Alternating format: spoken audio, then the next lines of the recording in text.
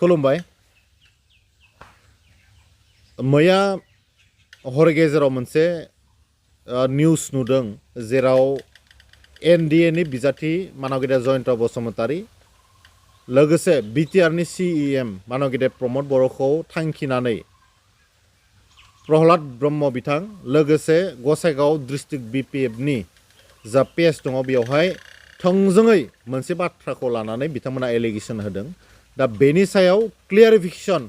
बा रोखा खेंफोरथि होनानै दिनै UPPL नि जानानै जोङो बुंनो नागिरदों जोङो बर' रायजो राजानो बिटिआर बासिनो रोखा रोखायै मिथिहोनो लुबैदों जे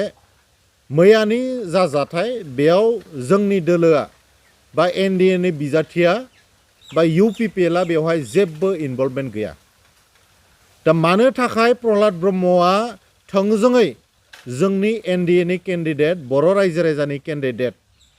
बा UPPL नि कैंडिडेट बिथांखौ समालोचना खालामखो बेनि सोमोन्दैबो रोखा खेंफोरथि होनो थाखाय दिनैनि खौरां मेलखौ खुंनाय जादों बेयाव बाहागो लानो हानाय खौरांगिरि लोगो नोंथांमोन दा मैया जि बाथ्राखौ जोङो निउस मिडियानि गेजेरजों नुदों बेयो जोबोरैनो दुखुनांथाव मानोना बेवहाय थोंजोङै विदाउट एनी प्रुफ UPPL दोलो बा एनडिए नि बिजाथि जयन्त बसुमतारीखौ बेवहाय टारगेट खालामनाय जादों जेरावनोखि जोंहा UPPL हिसाबै मोनबो सोरखौबा एटेक खालामनांगौनि बा सोरखौबा एटेक खालामनाय एजेन्डा गैया UPPL आ जोनोमनिफ्रायनो सानफ्रोमबो सान्थिनि पयख' थानानै गोजोननि पयख' थानानै खामानि मावगासिनो दङ आरो बाथ्रा बुंगासिनो दङ दिनै बिटिआर एकट जानायनि उनाव दुलाराय बर' फरायसा आफाद एनडिए नि मोनब्रै फेक्सन आरो UPPL नि नाजानायाव साफ्रोमबो बर' रायजो रायजानि नाजानायाव दिनै मोनसे मोजां एकट जालांबाय दा बे एकटनि मुङानो जाबाय सान्थिनि एकट पिस एकट गोजोननि सुक्ति बे गोजोननि सुक्तिखौ माखासे मानसिफोरा टारगेट खालामनानै जायफ्रा सानफ्रोमबो अशान्तिखौ लुबैयो बिथांमोना बिटिआरआव सानफ्रोमबो अशान्ति जाजानायखौ लुबैयो दा बै अशान्ति जाजानो लुबैनाय मानसिफ्रा सानफ्रोमबो जोंनि बिटिआरनि सीएम मानगिदा बिथांखौ टारगेट खालामनानै बाथ्रा बुंनायखौ नुदों दा मैयानि जा प्रहलाद ब्रह्म बिथांनि न'खराव जानाय इनसिडेन्ट बेवहाय जों UPPL हिसाबै मोनबो लोब्बा गैया आरो जोंनिया बिदि जेबो गाज्रि साननायबो गैया जोङो कुइसनसो खालामनो नागिरदों बिथांमोना मा बुंनो नागिरदों बिथांमोना गावसोरा इलेक्शन जेनसिगोनखाय गावसोरनो गावनि न'आव एटेक खालामना लानानै दिनै बर' रायजो राजानि सेम्पेथि बोनानै इलेक्शन देरहालांनो नागिरदों नामा जोंनिफ्राय कुइसन बिथांमोननिसिम माखासे समाव जों नुयो जायफ्रा अशान्ति नागिरग्रा मानसि बिथांमोना अशान्ति खालामनो हायाब्ला गावनि न'खौनो सिमफायना लानो नागिरो आरो दायखौ गुबुननो होनो नागिरो थिग बेबायदिनो बेयावबो माबाफोर रहस्य हाबनानै दङ नामा जोङो खावलायदों प्रशासननि जाय एडमिनिस्ट्रेशननि हेड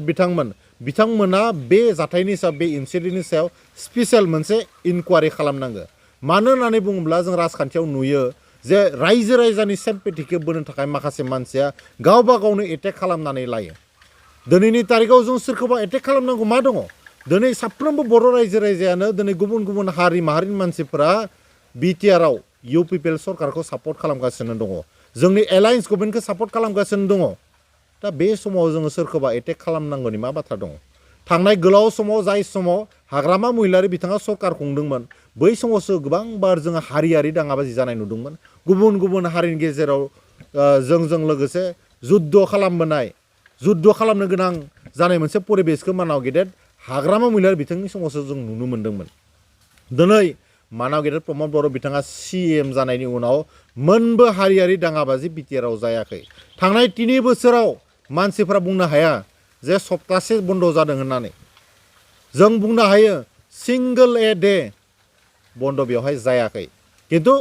हाग्रामा महिलारिनि समाव गोबांबार सानफ्रोमबो बन्द जाबाय थादोंमोन अब्ला बै समाव अशान्ति जानानै दंमोन जाय समनिफ्राय एबसुजों लोगोसे एनडिए नि जोहोलावफ्रा UPPL नि जोहोलावफ्रा गासैबो ज' जानानै मोनसे पिस एकट खालामनानै फैबाय बिनि उनाव जोंनि गेजेराव मोनसे गोजोन फैबाय बे गोजोन फैनायनि उनाव माखासे मानसिफोरा जायफोरा गोजोनखौ मालाबाबो हास्थाया गोजोनखौ नुनानै एलार्जि जाग्रा मानसिफ्रा असान्ति खालामनो थाखाय बेबायदि सिचुवेसनखौ गेजेर गेजेर खालामनो नागिरो हारिनि गेजेराव भुल बुजाबुजि खालामनो थाखाय माखासे मानसिफोरा मिडियायाव बाथ्रा बुंबाय थायो बेनिफ्राय साफ्रोमबो बर' रायजो राजाया सांग्रां जानांगोन दिनै इलेक्सन खाथिखाय सोरबा गावनि न'खरावनो अन्थाइ खुबैना लानानै दरजाखौ सिमफायना लानानै जुदि इउ पिपिएलखौ दाय होनो नागिरोब्ला बेयो खिन्थु गोरोन्थि जागोन जोङो बेनिखायनो प्रशासननि बिथांमोनखौ खावलायदों एडमिनिस्ट्रेसननि बिथांमोनखौ खावलायदों जे जेरैखि जाया बेयाव मोनसे स्पेसियेल इनभेस्टिगेसन आरो इनकुवारि खालामनांगौ बेयाव सोर इनभल्भ दंमारो बे इन्सिडेन्टखौ गावनो खालामना लामारदों नामा इलेक्सनाव सेम्पेथि बोनो थाखाय भट बोनो थाखाय बेयो मोनसे गोदोर कुइसन प्रहलाद ब्रह्म बिथाङा उइदाउट एनि प्रुफ मानो बिदि बुंखो माबायदि बिदि बुंनो मोनखो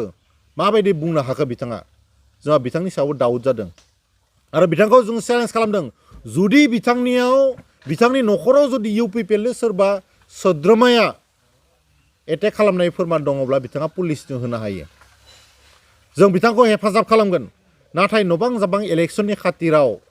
जुदि बिथाङा बेफोरबायदि बाथ्रा बुङोबा जोङो खिन्थु बिथांनि सायाव एफआइआर होनाय जागोन मानोना बिथाङा जोंनि मोनसे पार्टिखौ जाय पार्टियाव लाख लाख बर' रायजो राजाफ्रा जरित जानानै दङ जाय बर' हारिनि थाखाय सान हर खामानि मावगासिनो दङ राजखान्थि भाबै समाजखान्थि भाबै बे मोनसे पार्टिखौ डिफेम खालामनाया बिथांनिया मोजां जायाखै दा जोङो खावलायदों जे पुलिसा स्पेसियेलि प्रहलाद ब्रह्मनि सायावनो